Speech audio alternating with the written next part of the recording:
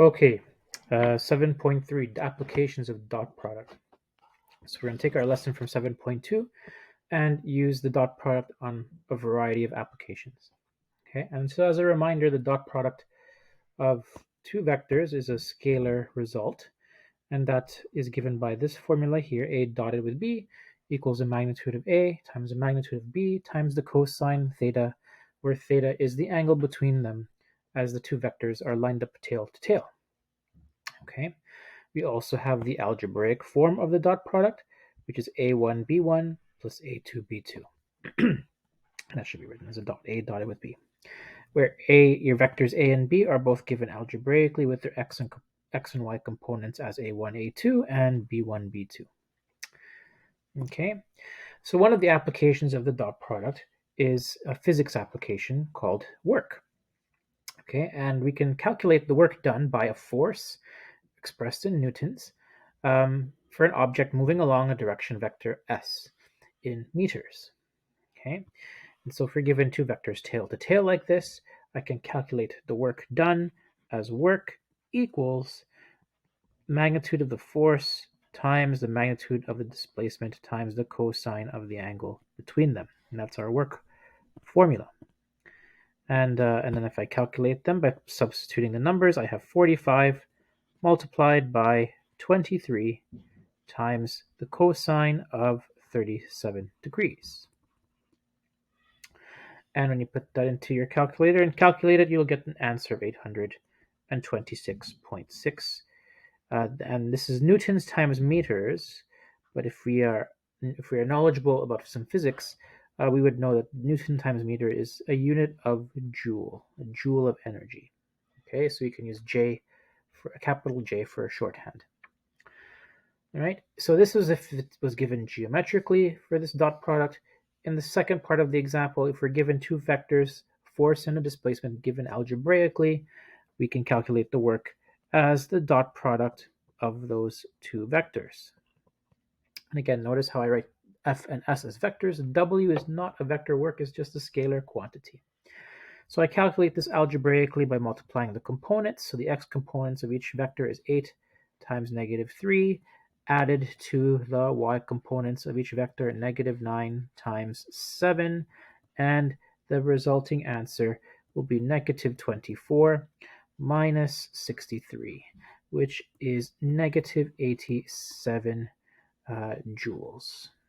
Okay, so and work can be negative as well.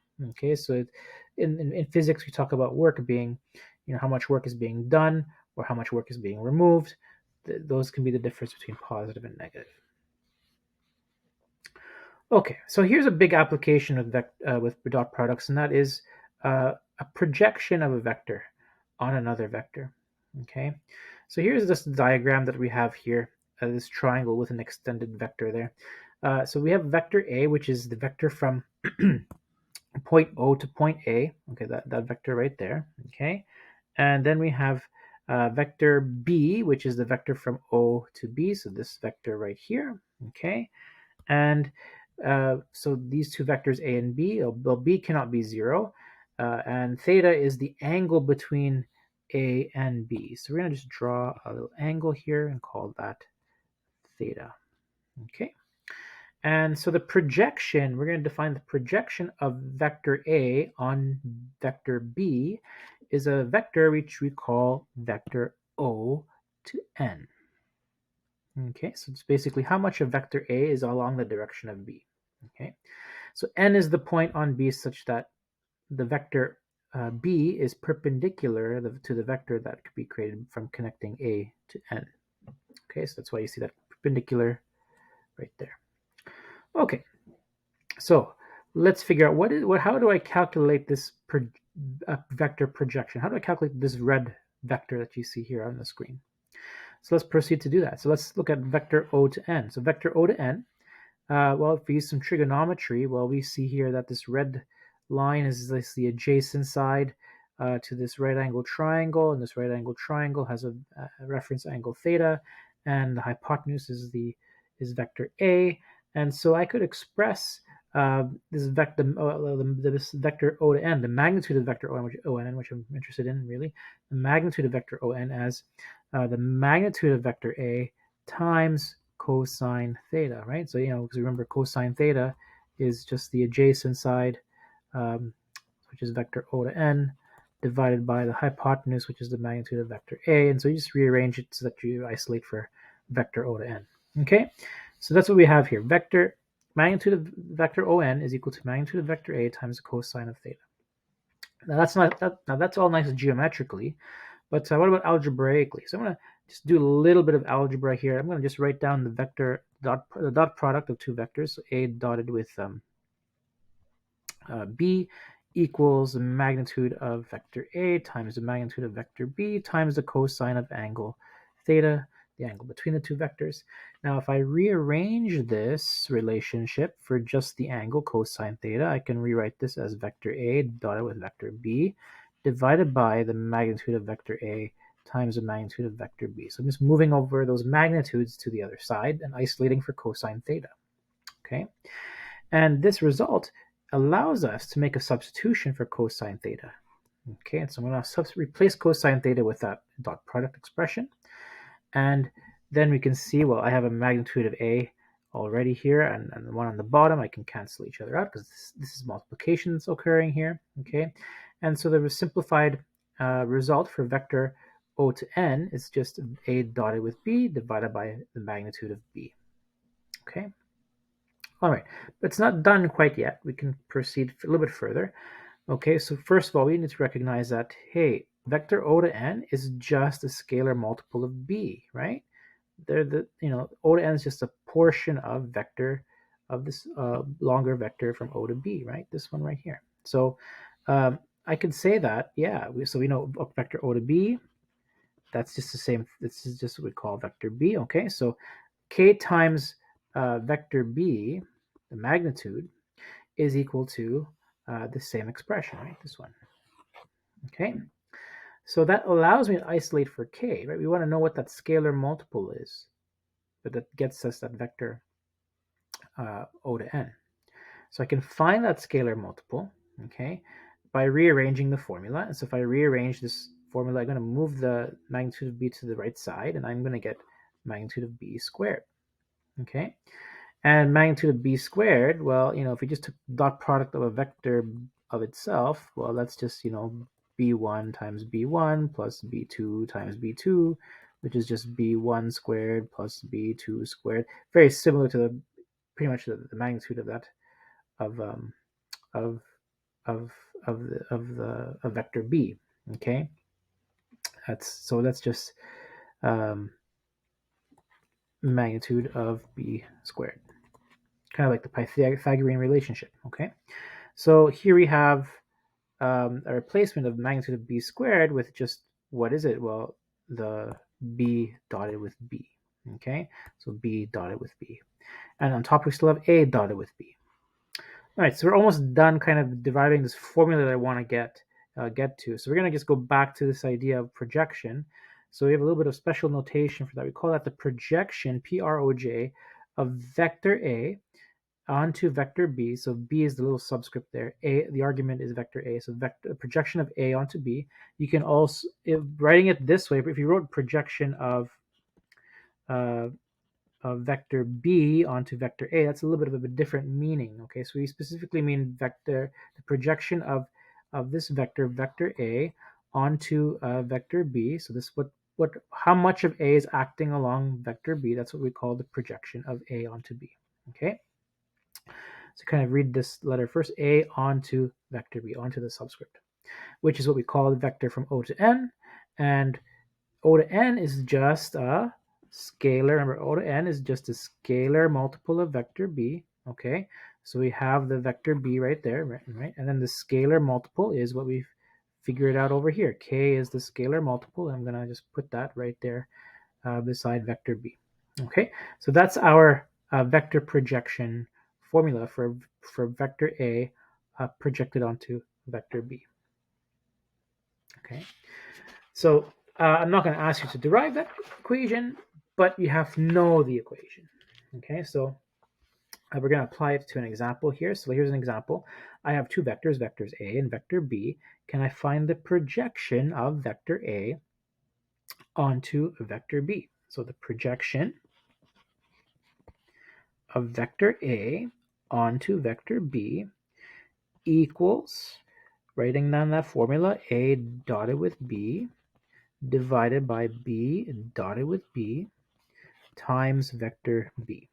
Okay, so A dotted with B is just taking the components and applying the algebraic dot product rule. So x components are -5 times, for B is 3, plus 2, the y components, times -4. Okay, divided by B dotted with B. So it's going to be B dotted with itself. So it's going to be 3 times 3 plus the y components, -4 times -4. Okay, and that's my, this whole thing here is my scalar multiple. It's at that k value, right? And I'm going to multiply that. It's my scalar multiple, so it's going to be scalar multiplication with vector b. So vector b, 3 comma -4. So I have to have the square brackets here. Okay, so keep that in mind. So let's, this is the scalar, and that's my vector.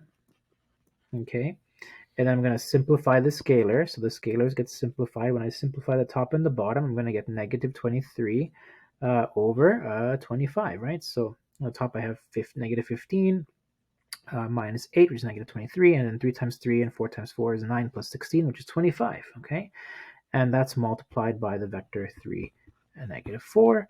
And when I distribute that k value inside, I'm going to have 3 times -23, which is -69, divided over 25, comma, the y component, -4 times -23 is 92 over 25.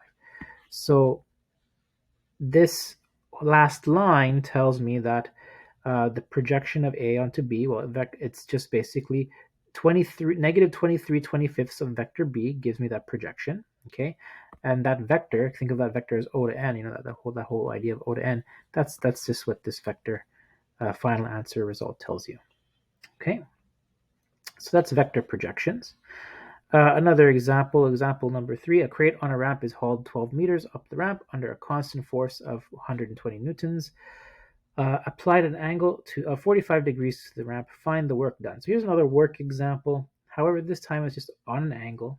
So I'm going to draw a little diagram to help you understand what's happening here. So we have a little ramp, okay, and we have a crate on this ramp being hauled up, 12 meters up the ramp with a force of 120 newtons acting at 45 degrees to the ramp, okay? So when I calculate the work, I'm simply calculating F, the force, which is 120 newtons. I forgot to label that on my diagram. F dotted with a displacement. Okay, so it's a dot product, which means I just need the magnitude of F multiplied by the magnitude of S times the cosine of the angle between them, tail to tail, and tail to tail, that is 45 degrees. So my answer here is 120 newtons times 12 meters. Okay, 12 meters times cosine of 45 degrees. Okay, and that result is 1018.2 joules approximately. Okay, so that's, again, just another work example done. Let's do another one. So here's a box on a wagon pulled at a distance of 35 meters by 27 Newton force applied at an angle of 40 degrees to the ground. Okay, so I'll just, first sentence, let's just work a picture of that here. So here's the ground, here's a wagon. Okay, you can put 2 wheels on the wagon, okay? And then pulling at a distance of 35 meters, let's just say it's going 35 meters this way. And if you're pulling it and it's going that way, then your force has to be sort of along the same direction, right? So it's going to be pulling it with a 27 Newton force at an angle of 40 degrees to the ground. So 40 degrees to that other vector. Okay, and so from this, I can calculate the work done by this situation. So work done equals 27 newtons times 35 meters times the cosine of the angle between the two vectors, tail to tail, 40 degrees. Okay, and that's going to be 723.9 joules. Okay, the second sentence says the box is then lifted at a distance of 1.5 meters and placed on a table by exerting a force of 37 newtons.